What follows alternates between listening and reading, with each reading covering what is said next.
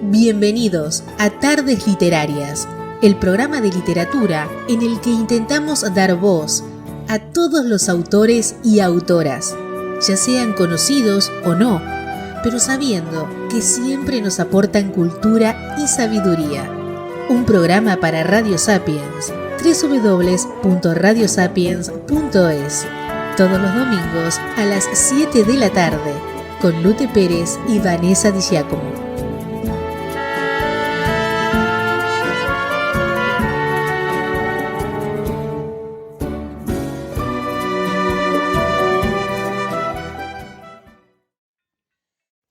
Bienvenidos a Tardes Literarias. Hoy estamos con Andrés García Trapello. Andrés nació en Manzaneda, territorio Provincia de León, en 1953. Es uno de los 9 hijos de un campesino comerciante, falangista acomodado, Porfirio García, casado con Laura Trapello. 2 años después, la familia se trasladó a León para vivir en casa del abuelo paterno. Varios miembros de su familia han tenido inclinaciones humanísticas. Un tío cura, César Trapello, dibujante de historietas y periodista, de quien fue monaguillo y que lo introdujo en el mundo de la lectura. Un tío abuelo, José Trapello, fue poeta modernista y su hermano Pedro García Trapello es periodista. Estudió bachillerato interno en un colegio de dominicos y el preu con los maristas de Palencia. Tras un viaje a Marsella, donde trabajó como camarero, ingresó a fines de 1975 en un monasterio dominico de Caleruega, Burgos. De este centro fue expulsado a los 2 meses por descreído y por rechazar la autoflagelación. Su padre le echó de casa después cuando descubrió bajo su cama algunos números del Mundo Obrero, la revista que aquel entonces era la revista obrera. Estuvo luego 5 meses en Madrid con unos anarquistas y en una pensión, subsistiendo con empleos de mala muerte. Después hizo estudios incompletos de filología y en la Universidad de Valladolid. Accedido a esa ciudad por la falsa promesa de trabajar en la fábrica de su tío paterno. Por entonces ingresó en la joven Guardia Roja y ya escribía y colaboraba en prensa. Militaba, según declara en una entrevista, en el maoísta Partido Comunista de España, del que fue purgado en 1974 por revisionista y drogadicto. En 1975 marchó a Madrid, donde actualmente reside, contratado como redactor de una revista de arte, Guadalimar. Asimismo, trabajó hasta 1979 en el programa cultural de televisión española Encuentro con las Letras. En este programa conoció a su mujer, Miriam Moreno, que nació en 1954, con la que tiene 2 hijos. Dirigió las revistas Entregas de la Aventura y Número. En 1981 participó en la refundación de Editorial Treste. También colabora con la editorial canadina Comares. Conoció y estimó a Ramón Gallá, a quien considera su mentor. Su novela El buque fantasma en 1992 fue acogida con una enorme hostilidad por la crítica literaria de izquierdas, a causa de que haber editado poco antes al falangista Sánchez Mazas. Es sobre todo conocido por su diario, del que hasta el momento ha publicado 22 volúmenes, que recibe el nombre de Salón de los Pasos Perdidos, y sus novelas también se han dedicado a la investigación de la historia literaria, especialmente centrada en algunos escritores recurrentes, como Cervantes, Galdós, Juan Ramón Jiménez o Unamuno. Además de ser autor de títulos abiertos al gran público, más que como investigador académico al uso, se identifica como un ávido lector. En uno de sus ensayos, sin duda el más conocido y extenso, Las armas y las letras, literatura y guerra civil, estudia el comportamiento de los escritores intelectuales en ese periodo, tanto entre quienes tomaron el partido por los sublevados como Torrente Ballester, Álvaro Cunqueiro, Rafael Sánchez Mazas, Agustín de Foxa, como los republicanos Antonio Machado, Rafael Alberti, Bergamín, Miguel Hernández, García Lorca, etc. Así como los no alineados, Pío Baroja, Azorín, Unamuno, Manuel Chávez, Clara Campoamor. Interesado por el fascismo literario, ha rescatado la obra de algunos destacados autores falangistas, concluyendo que estos ganaron la guerra pero perdieron las páginas de los manuales de literatura. Entre sus novelas y relatos está La tienda simpática, El buque fantasma, La malandanza, Días y noches, La noche de los cuatro caminos, Los amigos del crimen perfecto, Amor y Don Quijote, Los confines, Ayer no más y al final Sancho Panza y otras suertes.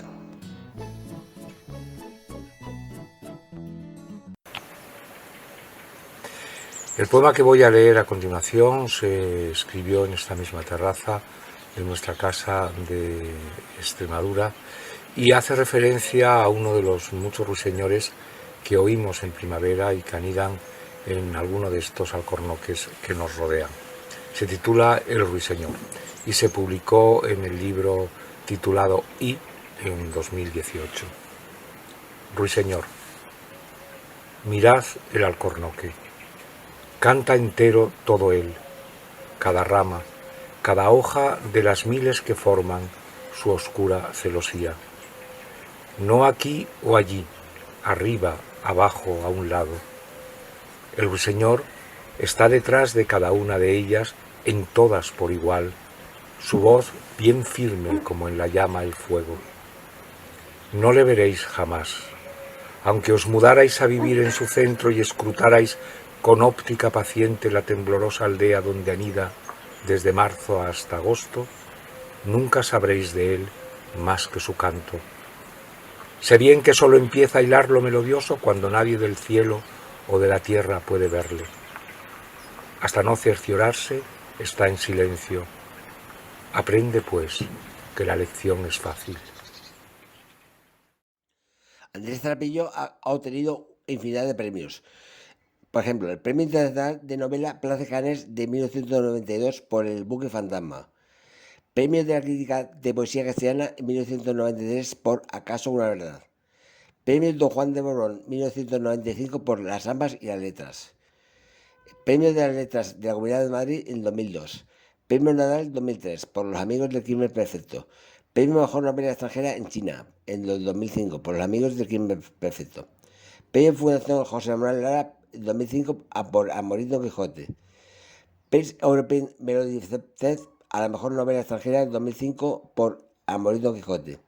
Premio Nacional de Periodismo Miguel Delibes 2005 por el artículo El arca de las palabras, publicado en La Vanguardia.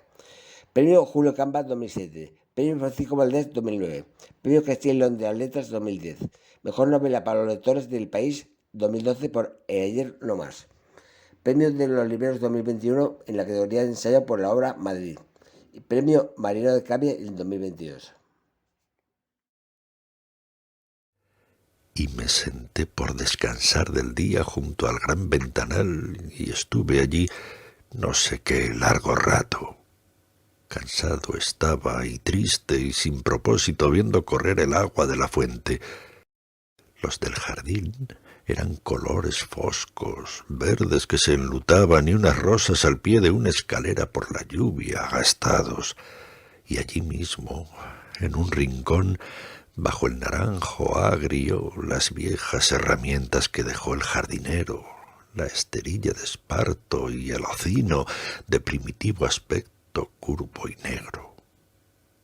Se deshacía el día en fino polvo de oro. El agua, por el canalillo de barro, apenas se atrevía al ruido y a su torre volvían las palomas. No era de noche aún, sino de azul, de un azul muy intenso. Vino el amor entonces a mi lado a quedarse, el amor de las cosas, del huerto, parte del cual estaba ya sembrado y esperaba su fruto. Pero de pronto una blanca lechuza se desplomó del cielo y me asustó su majestad al verla, detrás de unos laureles remontando, hasta escuché sus fantasmales alas. No era de noche aún, el aire de azucenas perfumado, y cerré la ventana y ya no pude recorrer mi corazón del todo. ¿Recuerdas aquel tiempo en que oler una rosa tan solo, ni siquiera perfecta, te arrancaba las lágrimas? Te acercabas despacio al rosal preferido y a resguardo del mundo, como quien lleva dentro el tesoro más hondo, podías estar horas a su lado esperando, sin atreverte apenas a confesar tu dicha, sabedor de que nadie te igualaba en fortuna. Ibas buscando ávido los temblores simbólicos, la estrella que caía de lo negro en lo negro, o sus ojos oscuros, o el ruido que en la noche trenzaban los insectos en el astro bombilla, mientras de la majada volvían los acordes truncos de las esquilas a su caja de música. Todo lo que temblando nacía o se acostaba. Mientras atardecía, ibais por las callejas. ¿Recuerdas el olor del hinojo y la menta? ¿Recuerdas que decías, como puñal lo noto que me abrasara aquí? Y el vientre señalabas. Apenas si podíais articular palabra por temor a estropear aquellos sentimientos nombrándolos en alto. Y habríais escogido disolveros entonces en el aire anisado, conscientes de que nunca estaríais tan cerca. Cuando pienso que yo de joven cultivaba momentos melancólicos cual gusanos de seda, qué lejos me encontraba de sospechar que alguno nacería deforme y me devoraría, justo cuando añorase la alegría de entonces, la juventud perdida, aquel sutil talento para hablar de la muerte al tiempo que llenaba de caricias un cuerpo ceñido por la gracia. ¿Quién podría decirte que aquellas que trenzabas, guirnaldas primitivas, se te marchitarían tan pronto entre las manos? Hablabas de finales, de viejos caserones y de ruinosas casas, de sonidos oscuros y nidos de otro tiempo, de calles provinciales y sonatas de Cerny. Pero eran entonces palabras solamente, la muerte y la desdicha, palabras nada más, como lo fueran sombra, ruiseñor o ciprés. Han pasado los años y ya nada es igual. A tu rosal el tiempo le dio un tronco leñoso, pero sus rosas siempre en cada primavera vuelven a florecer. Solo tú te haces viejo de veras, solo tú has oído hace un rato delante de esa rosa un silencio inhumano y has sentido miedo y te has puesto a llorar, no lágrimas estéticas como aquellas antiguas, sino un lloro dañino, pues todo cuanto entonces pensabas que sería como ruina armoniosa, con su bonita yedra y su viejo jardín, no es más que un trozo informe de mineral silencio, el dolor de ser piedra suelta por un camino. Andrés nos da su visión sobre el personaje de Pere Galdós. Nos comenta lo que significó para él en su trabajo. Es muy difícil, conociendo a Galdós, no sentirse galdosiano, pero también es muy difícil no sentirse cervantino, no sentirse barogiano. Quizás es mucho más sencillo lo de Galdós, porque Galdós es un escritor que no está tan alejado de nosotros como Cervantes y no tiene ese lado un poco nihilista y ríspido de Baroja. Galdós es enormemente jovial, engloba un poco a los dos, recoge todas las enseñanzas, toda la visión, toda la mirada de Cervantes y con el mismo humor. Todas las novelas de Galdós, incluso en los momentos más trágicos o más tristes o melancólicos, siempre hay un apunte de humor, un apunte de bondad, de simpatía y bueno, esto quizás Baroja no lo tiene y en ese sentido para mí, claro, Galdós es muy superior a Baroja, siendo Baroja mucho, pero en cambio no es inferior a Cervantes. La línea del realismo español, de ese realismo español, en España siempre se ha dicho que era un país cervantista, por lo menos, o cervantino, perdón, en los escritores, ¿no? Pero no es verdad, porque la línea que ha triunfado en España, incluso popularmente entre la gente, es el barroquismo, es esa especie de mala uva, ¿no?, española, de esa cosa de Quevedo, reírse él, que era cojo, de todos los cojos, ¿no? Y en cambio Cervantes, que era manco, lo último que haría sería reírse de un cojo, ¿no? Eso Galdós lo ha aprendido muy bien y por eso la literatura de Galdós, 100 años después, 150 años después de ser escrita, todavía conmueve a muchas gentes y no irrita a nadie, ¿no? Y lo mismo le pasa a Cervantes. En cambio, otros escritores que también son realistas, pues hay algo más ríspido, algo más antipático quizás, ¿no? Y de Galdós lo que es maravilloso es esa simpatía que nos envuelve a los lectores y desde luego a los que, en fin, trataríamos de parecernos un poco a lo que él hizo, que es mucho.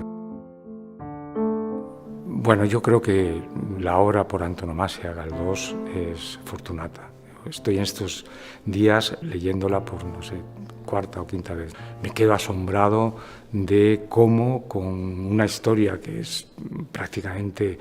no pasa nada, es la historia de dos mujeres, es como en El Quijote, que es la historia de dos que van por la Mancha. O sea, si se tuviera que resumir el argumento de Fortunata y Jacinta, sería un argumento que cabría no en la mitad de un folletín, en la primera página y en la última de un folletín, no hay nada más. Y sin embargo, las lecciones, tanto para el lector como para el escritor son inmensas, ¿no?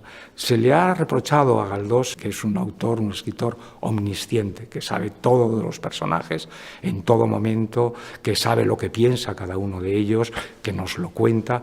Bueno, esto tiene dos ventajas, a mi modo de ver. Es una maravilla ser amigo de Dios porque te lo cuenta todo, y es el caso de Galdós. Luego tiene una ventaja enorme para el lector porque Galdós trata al lector igual que se trata a sí mismo. Es decir, le está diciendo, vas a saber lo mismo que yo en todo momento, que no lo saben los personajes. Pero luego tiene un punto de humor como escritor.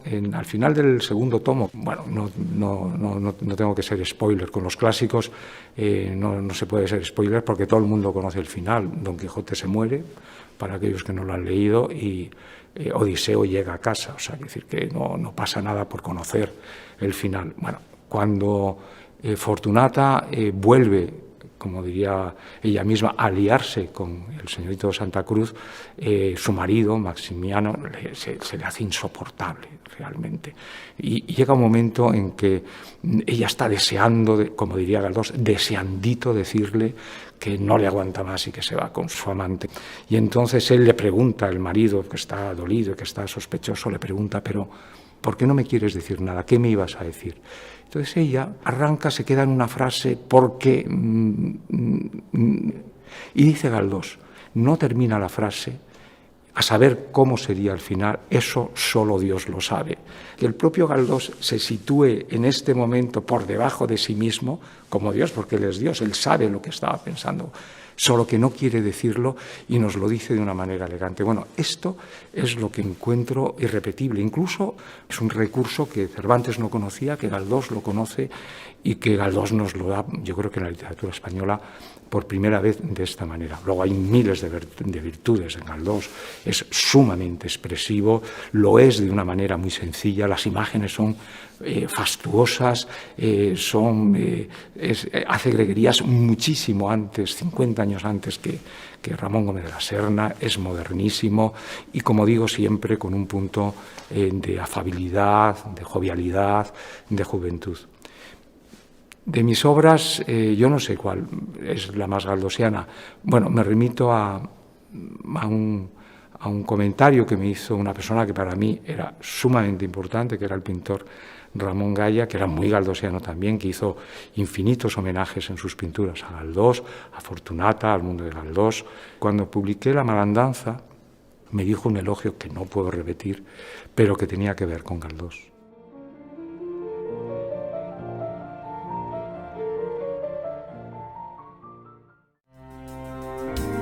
Estás escuchando Radio Sapiens.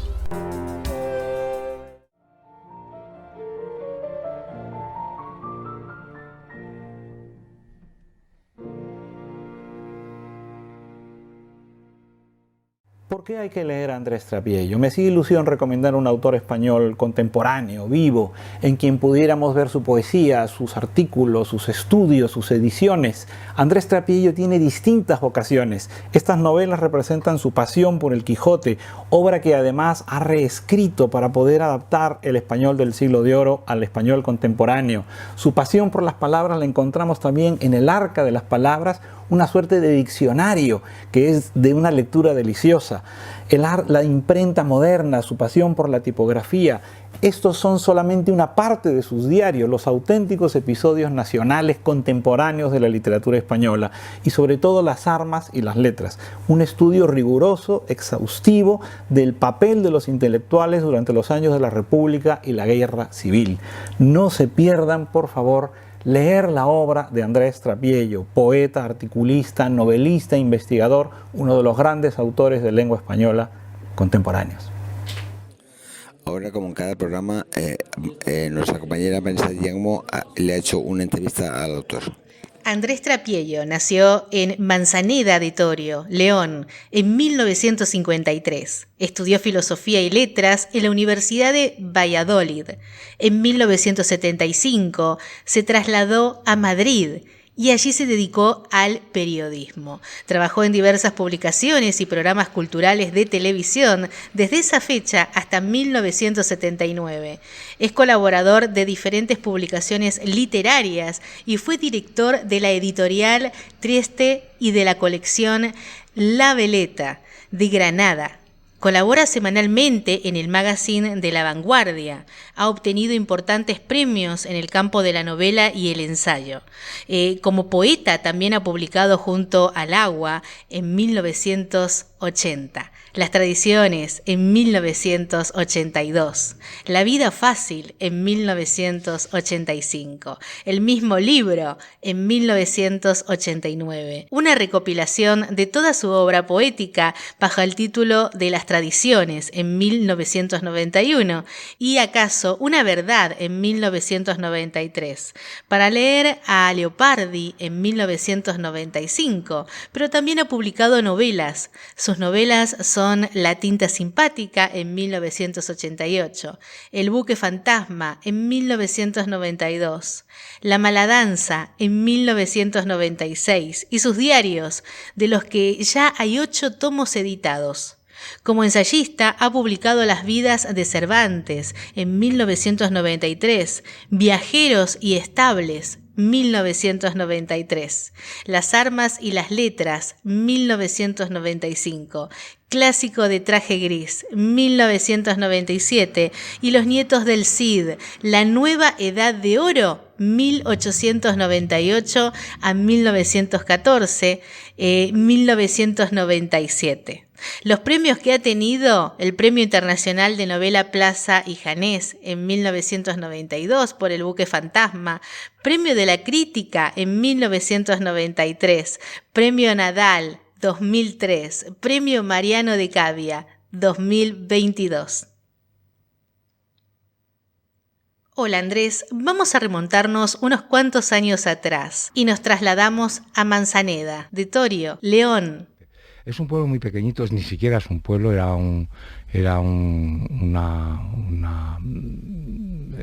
propiedad agrícola con un caserón muy viejo, con cuadras, dependencias, alquerías, a las afueras, a 2 kilómetros de ese pueblo, del que yo me fui, de ese lugar, me fui con 1 año y medio, por tanto no tengo muchos recuerdos. Lo que sí es verdad es que mi familia, mis padres, siempre han vuelto a ese sitio porque es un sitio idílico y yo toda mi infancia me he pasado yendo de merienda, a pasar el día, a pasar el domingo, a pescar, en fin, y ese lugar es un lugar mítico en mi familia. Por tanto, no hemos vivido, pero sí lo hemos interiorizado muchísimo. Yo tengo muchos recuerdos de ese sitio, que ya digo, no es mío propiamente.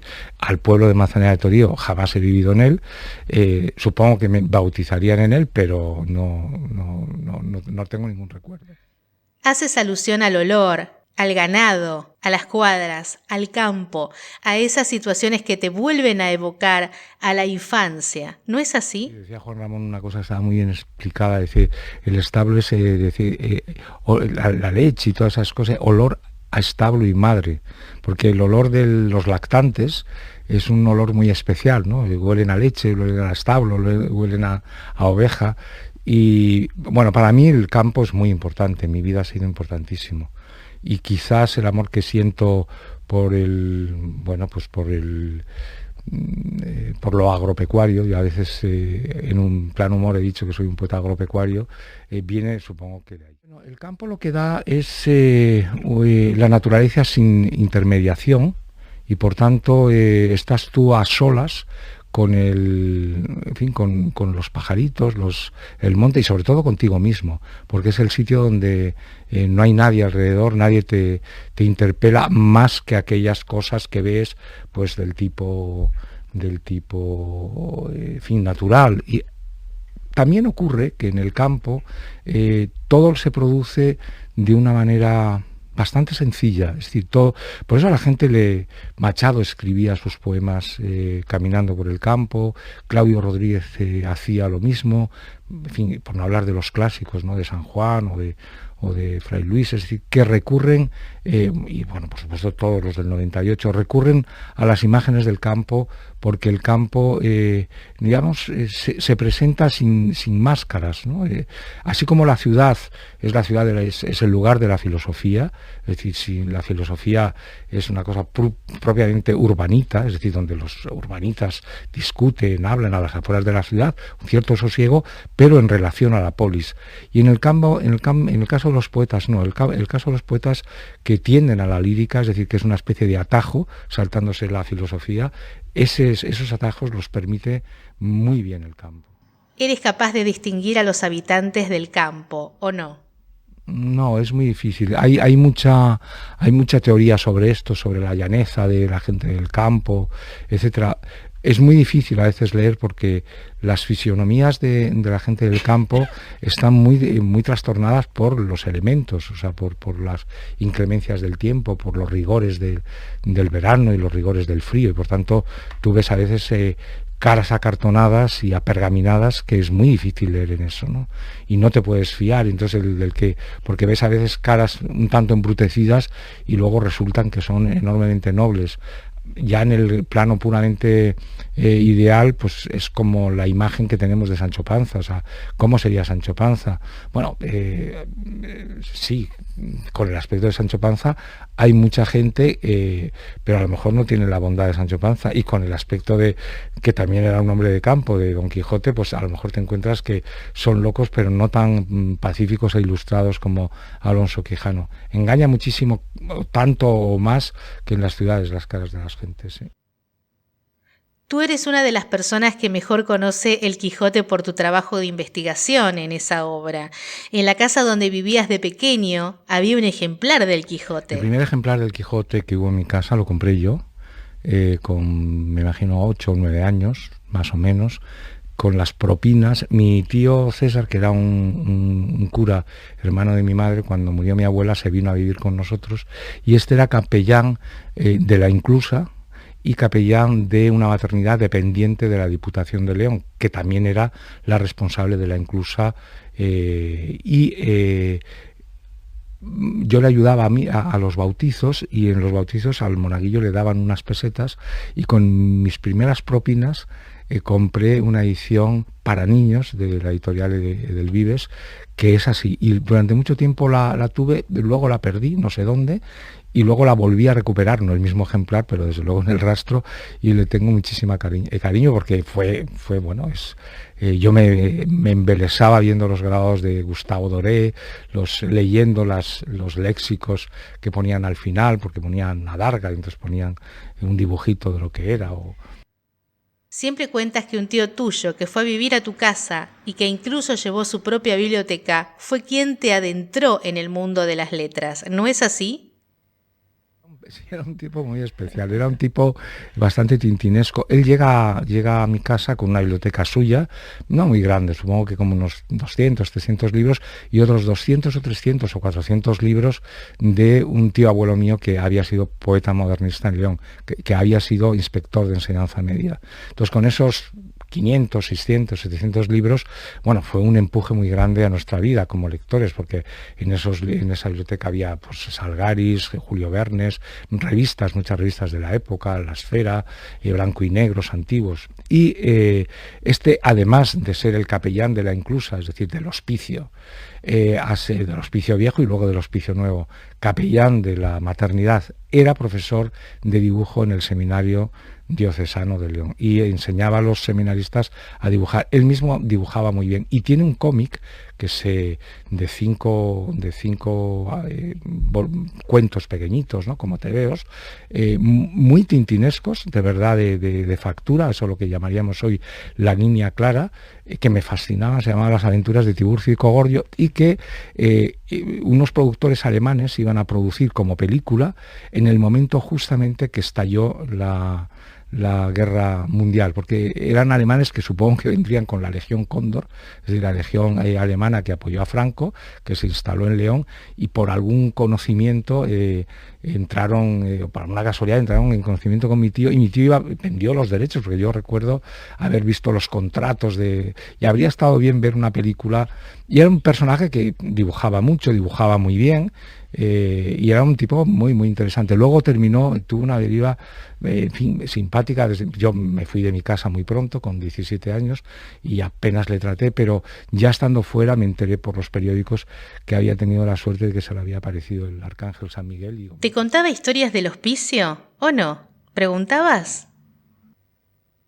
No, porque, bueno, nosotros, la gente de mi edad, somos de unas generaciones donde los adultos y los niños no estaban demasiado mezclados, ¿no? Entonces, los niños lo único que podían hacer es atender a las historias que contaban los adultos.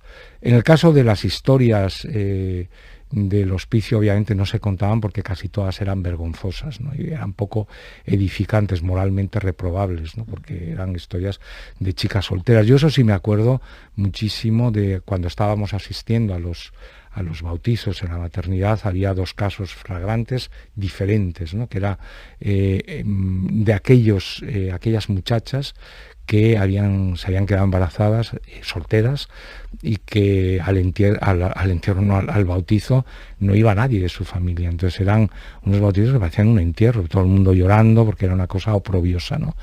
En contraste con los bautizos donde todo era celebración y jolgorio, donde había 2 padres, 4 abuelos, tíos, sobrinos. En cambio, estos otros bautizos, y de esos bautizos donde no había nadie, a la hora de levantar la fe de bautismo, hacían falta 2 testigos, pero como a veces no había ni 2 testigos, porque las pobres chicas estaban realmente tiradas, mi tío ponía como testigo a una de las enfermeras y al monaguillo.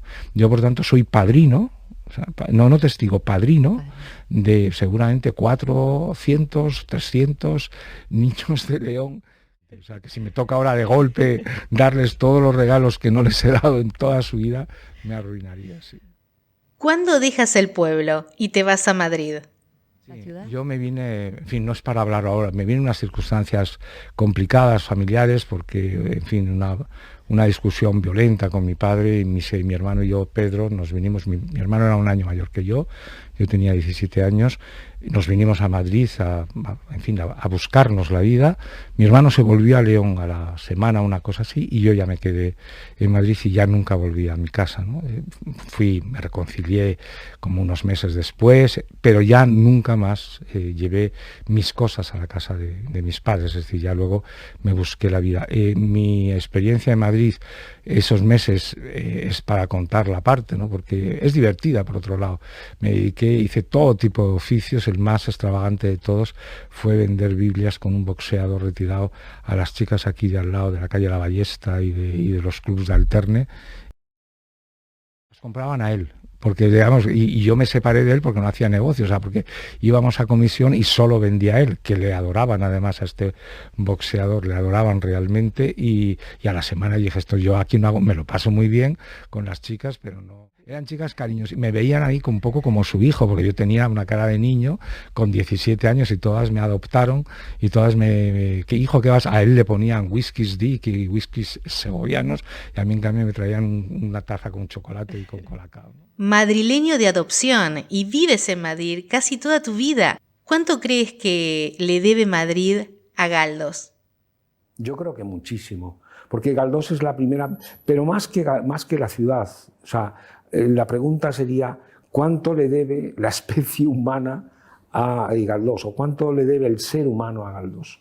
Que es mucho. Es decir, Madrid para él, en efecto, tiene un ojo bárbaro para ver la ciudad, ¿no? Estupendo, es un ojo penetrante, de una sagacidad literaria como yo creo que nadie ha tenido en España desde Cervantes. Pero sobre todo lo que tiene es un alma inmensa para comprender el ser humano. Madrid es un decorado, al fin y al cabo, en él. Y Madrid, como decorado, le debe mucho, pero el ser humano le debe mucho más, porque la mirada que él tiene hacia sus personajes, en general, son de absoluto amor a ese personaje, aunque sea un mequetrefe, aunque sea un imbécil.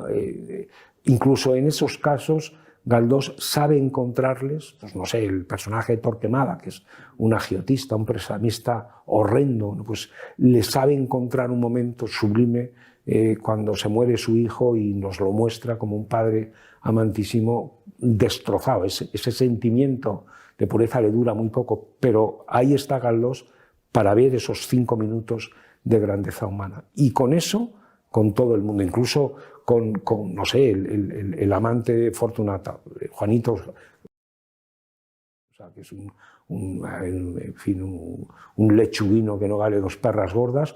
Bueno, pues incluso a él Galdós llega a mirarle con una cierta simpatía, ¿no? Esto es lo que le debemos a Galdós, y por eso Galdós no solamente es un escritor que puede leerse desde Madrid o en Madrid o por los madrileños, sino que es un escritor universal, es decir, que todo el mundo entiende de lo que está hablando. Pasen sus historias en Lavapiés o en El Progreso o en el barrio de Salamanca, o sucedan, como suceden algunas veces, pues no sé, en la corte de Isabel II. Y eso es muy bonito, es muy difícil además hacerlo. En uno de tus últimos libros hablas sobre el rastro de Madrid. ¿Cuándo lo descubres y qué es lo que te atrapa de él? Yo creo que es el plan B de la vida, ¿no? O sea, tenemos un plan A y el plan B está en el rastro. Es como la vida B y la vida... recuerdo que ya el interés por las cosas viejas venía de antes. Yo, después de estar en Madrid unos meses, me fui a Valladolid a estudiar la carrera. Allí estuve 4 años, también me echaron y me volví otra vez a Madrid ya un poco más asentado. Y ahí empecé a venir al rastro y buscando en general lo que se busca en el rastro, que son cosas que no están en la circulación. Es decir, que no están en la circulación y que te llaman la atención poderosamente. Es decir, bueno, ¿por qué no solamente libros, que era básicamente lo que buscaba, sino 1000 objetos que por un lado necesitas, pero por otro lado te llaman la atención porque les encuentras mucho más significativos que aquellos que son nuevos, ¿no? Y que además valen menos que los nuevos, y por tanto mi vida se fue adecuando a este tipo. Necesito una mesa, pues me voy al rastro. Necesito una silla, me voy al rastro. Necesito una estantería, me voy al rastro. Necesito un flexo o una lámpara, me voy al rastro. ¿Por qué? Porque en aquel momento aquello era más barato que ahora no. Ahora la gente no va al rastro a comprar eso. Eso a IKEA directamente es mucho más barato, mucho más rápido, mucho más, no sé si más bueno, pero mucho más sencillo de conseguir.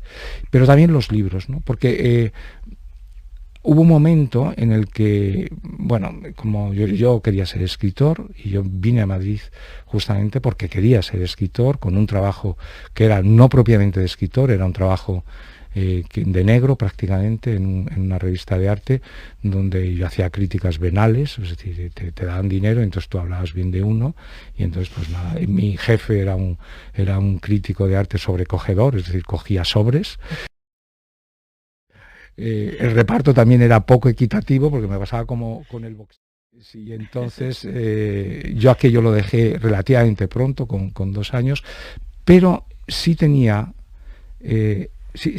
claro que yo quería ser escritor y que aquello que encontraba en las librerías de nuevo, en las historias de la literatura, lo que yo había estudiado, no me servía tampoco, y que los autores que vagamente me interesaban no estaban, digamos, al alcance fácil de alguien. ¿Algún libro de estos de segunda o tercera mano en la que abras y veas una dedicatoria que realmente te conmueve? Bueno, quizás la que más me conmueve, tengo 2 dedicatorias, una que me asombra y que valoro muchísimo, que es una dedicatoria de Galdós, de puño y letra de Galdós, a José María de Pereda, de la primera novela de Galdós, La Fontana de Oro. Y me hace gracia porque Pereda tiene unas cartas en las que cuenta a Galdós y se le queja de que no le mande los libros. Digo, ¿cómo le va a mandar los libros si luego se los deja tirados por cualquier parte y ya terminan en el rastro? Pero quizás la que más me impresionó de todas fue una vez en una primera edición de la partitura goyesca de Granados, que está una dedicatoria muy bonita hecha al embajador de España en ese momento en Washington, días antes de que Granados, el barco donde venía a España, fuera torpedeado, era la Primera Guerra Mundial, por un buque alemán y hundido. Si le ponemos nombres a las personas del rastro entre ellos, ¿estaría el trapero? Hay muchas. El trapero está dignificado. Antiguamente el trapero era alguien que eran los de la Busca, de Galdós, de Baroja, que eran personas que con un carrito o a mano, con un saco, se pasaban todo el día y toda la noche buscando en las basuras de la gente trapos, básicamente, porque los trapos hubo un gran negocio. El trapo era muy importante para el papel, porque todo el papel se hacía con trapos, hasta el momento que se descubre la celulosa, es decir, la fibra vegetal. En ese momento el trapo se devalúa muchísimo y los traperos que cogían básicamente trapo también aprovechaban para recoger otras cosas, ¿no? Para recoger vidrios, para recoger cosas de cobre, de metal, etc. Esos traperos, lo más tirado, existen en el rastro también ahora, que son estos, 20, 30, 40 personajes igual que los traperos del siglo XIX, que se han pasado toda la noche por los contenedores de Madrid, escogiendo, recogiendo y llevándolo al día siguiente a los que tienen tiendas, que unas veces se lo compran, otras veces no se lo compran, y esos existen, pero son muy pocos. Hay que tener en cuenta que en Madrid, en la buena época de los traperos a finales del siglo XIX, podía haber pues hasta 5 o 6 mil traperos en Madrid, y ahora hay pues no tantos, ¿no? ¿Cómo se te ocurre hacer en el 2018 un ensayo sobre el rastro, cuando lo que allí se vende no tiene nada que ver con el mundo real, mundo digital en el que vivimos actualmente? Eso nos lo creíamos hace 10 años, ¿no? Cuando te acuerdas, hace 10 años decían, pronosticaron que el libro digital habría acabado con el del papel. Han pasado 10 años y el libro digital en Estados Unidos se ha hundido por completo, ¿no? Eso es un invento como los vídeos beta, ¿no? Yo creo que están siempre. Yo cuando era niño, llegaron los hombres a la luna, siempre nos decían que en 40 años los humanos nos alimentaríamos con pastillas como los astronautas, ¿no? Y lo daban por seguro, ¿no? Entonces, estamos hoy más que nunca haciendo cocinitas todo el día, ¿no? O sea que yo creo que esas cosas no tienen ningún fundamento, ¿no? En el año 1995 publicas Las armas y las letras, libro con ediciones posteriores y que tuvo mucho eco y que fue recibido con cierta reticencia por varios sectores del mundo político, y es referente a la guerra civil. Si pudieras grabar a la gente actual un par de ideas sobre la guerra civil, para saber cuáles son las lecciones no aprendidas, ¿cuáles serían? Pues yo creo que la más importante de las lecciones es aquella guerra era una guerra que dividió ficticiamente España en dos mitades, porque la inmensa mayoría no eran de esa mitad que les correspondió, que esas dos minorías de extrema izquierda y de extrema derecha estaban decididas a la guerra por encima de todo, convencidas y confiadas en ganarla, porque cada una tenía su modelo en la Unión Soviética o en Alemania y en Italia, y por tanto sabían que si hacían la revolución podían ganar y ganar mucho. Y en tercer lugar, que las cosas no son blancas o negras, sino que hay unas enormes zonas de grises donde se explican bien. Y dicho esto, la última, personal, que, en fin, que es un poco la que adoptó pues, gente como Chávez Nogales, ¿no? Yo estoy con el gobierno de la República hasta el 18 de julio. Es decir, por tanto, en contra del golpe de Estado de Franco. Pero a partir del 18 de julio ya no sé con quién estoy, porque la República no está. La República desaparece el 18 de julio.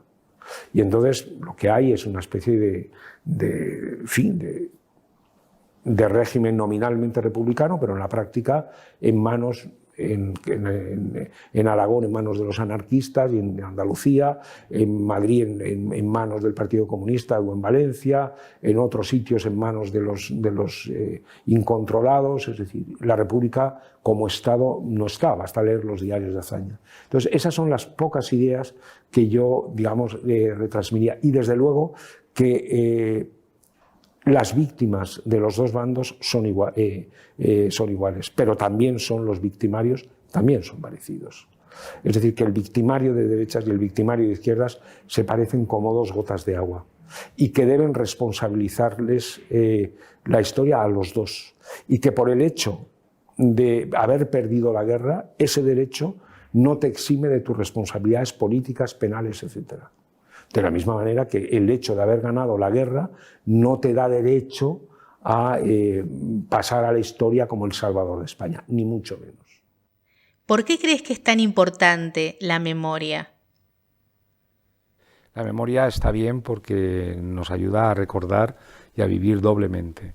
Pero la memoria es también peligrosa, ¿no? Porque hay gente que vive de una manera difícil su vida justamente porque no puede olvidar.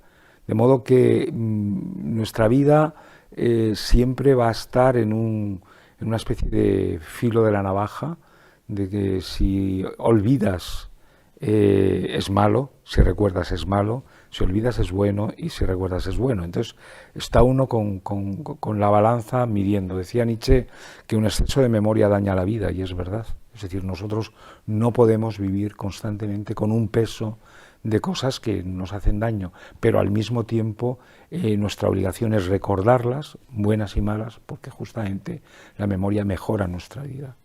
En el caso de un escritor, con más razón, es decir, que él lo que hace es perpetuar el pasado en el presente, pero además enriqueciéndolo. Es decir, el pasado nunca pasa del todo. El pasado, si lo hacemos presente, lo hacemos parte también de la vida.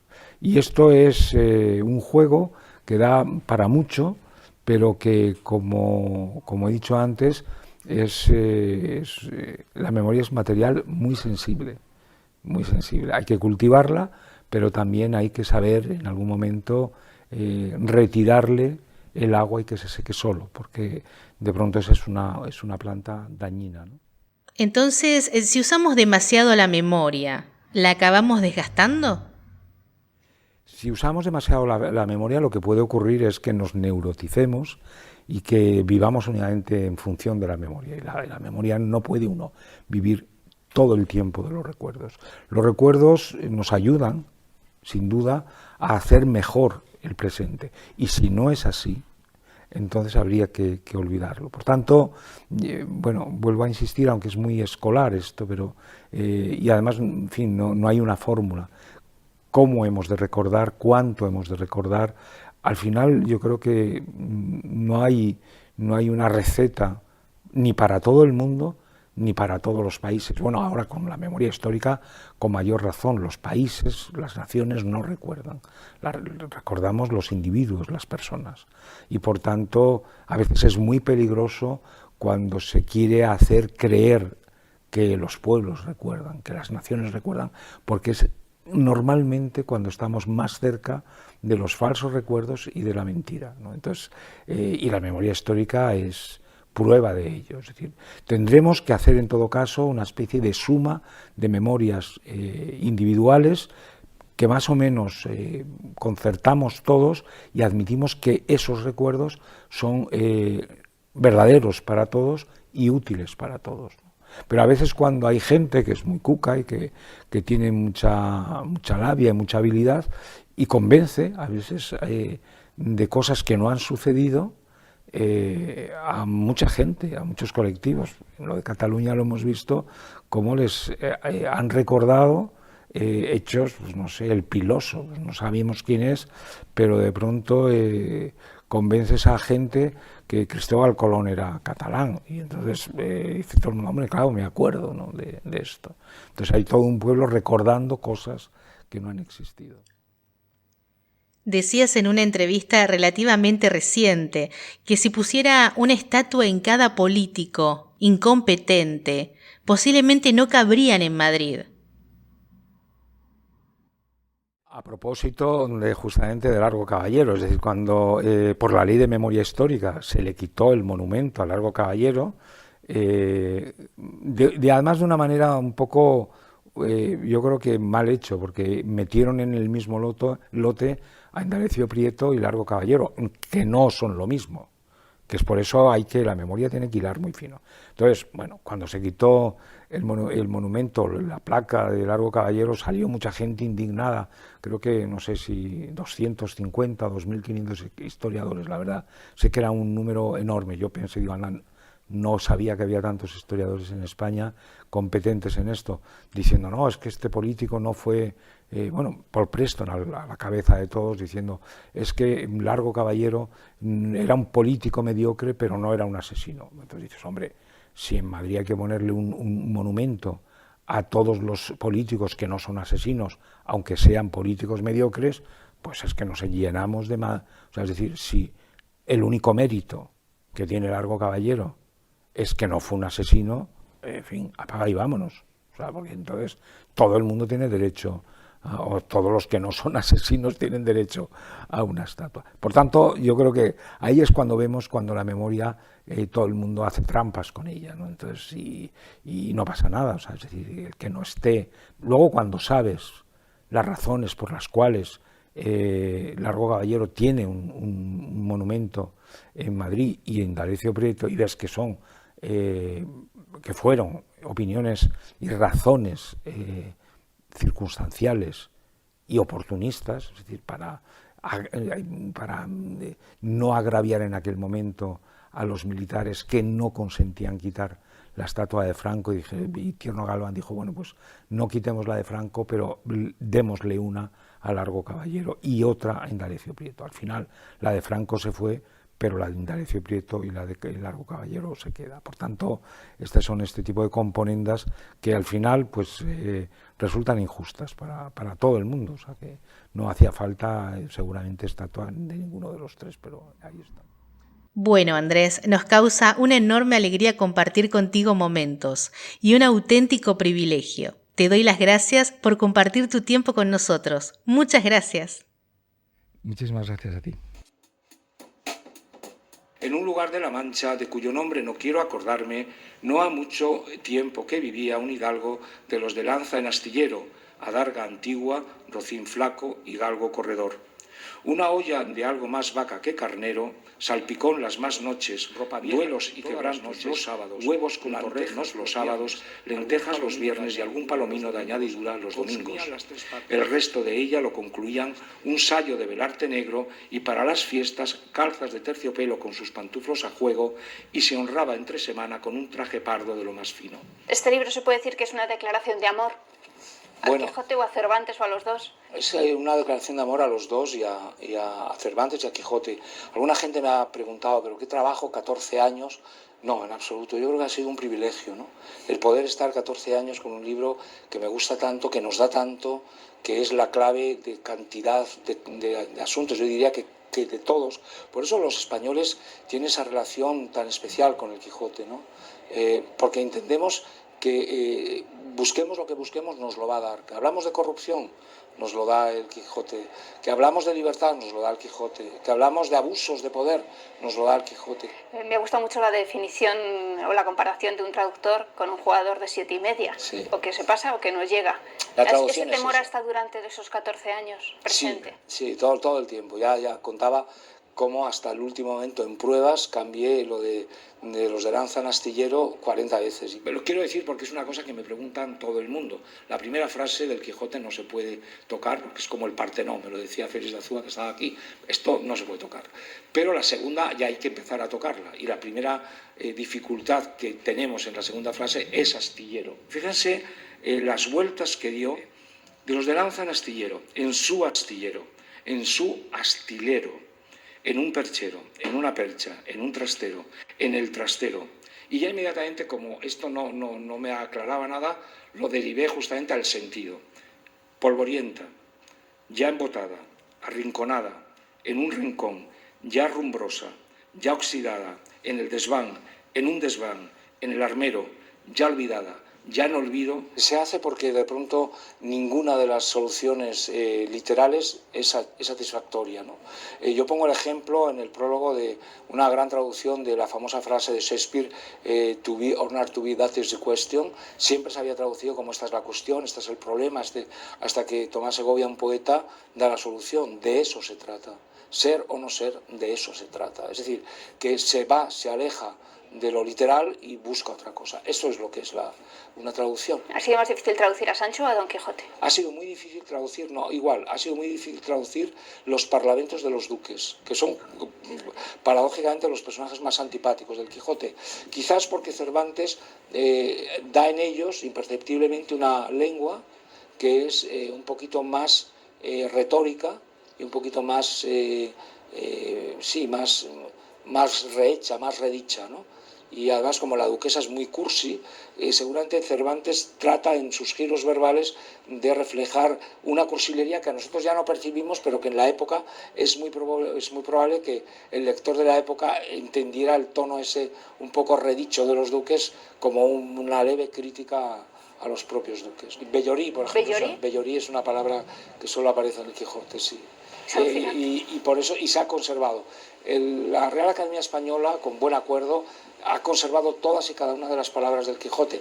No ha sido otros libros clásicos. Muchos lectores, muchos buenos lectores no lo han leído, precisamente por eso, porque no son capaces de entenderlo, ¿no? Y eso, España tiene un conflicto enorme con el Quijote, vive muy traumáticamente el fracaso con el Quijote y muy pocas personas admiten no haberlo leído. En un momento determinado, Don Quijote dice que tiene tanta hambre que se comería, dice, un cuartal de pan o una hogaza con, dice textualmente, 2 cabezas de sardinas arenques. Entonces dices, bueno, si tiene tanta hambre, ¿cómo se va a comer 2 cabezas de sardinas arenques, que es justamente lo que tiramos, ¿no? Esto ha sido así durante todo el tiempo, ¿no? 400 años. Entonces dije, Paco, esto no hay. Y entonces él dijo Albricias, que tampoco había caído en el asunto, y me dio la solución. Y es que Paco era muy rápido para estas cosas, tiene el original al lado, porque él, digamos, el trabajo que hace Rico es un trabajo textual, dice ecdótico, es decir, y de edición, dice, cuenta las letras de la palabra cabezas, ve el sentido y dice, no son cabezas, seguramente eran docenas.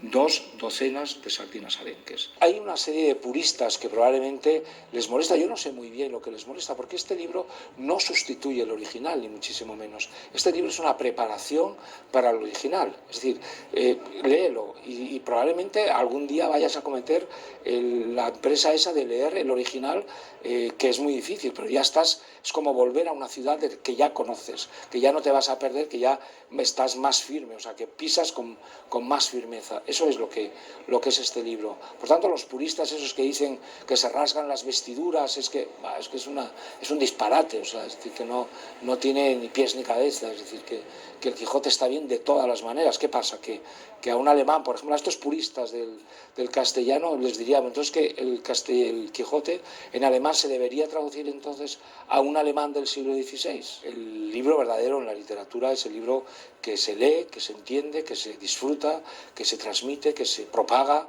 del que todo el mundo habla. Eso es exactamente un libro.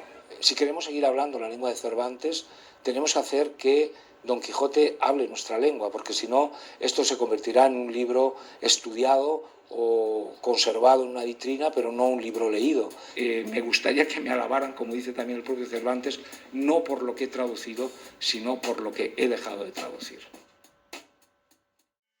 Así llegamos al final del programa de hoy. Hemos llegado al final y quiero agradecer infinitamente a Dani Miralles que compusiera este precioso tema para mi programa Tardes Literarias. Es siempre un placer poder contar con él.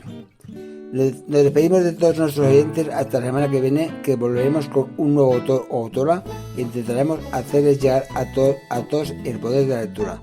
Hasta la semana que viene.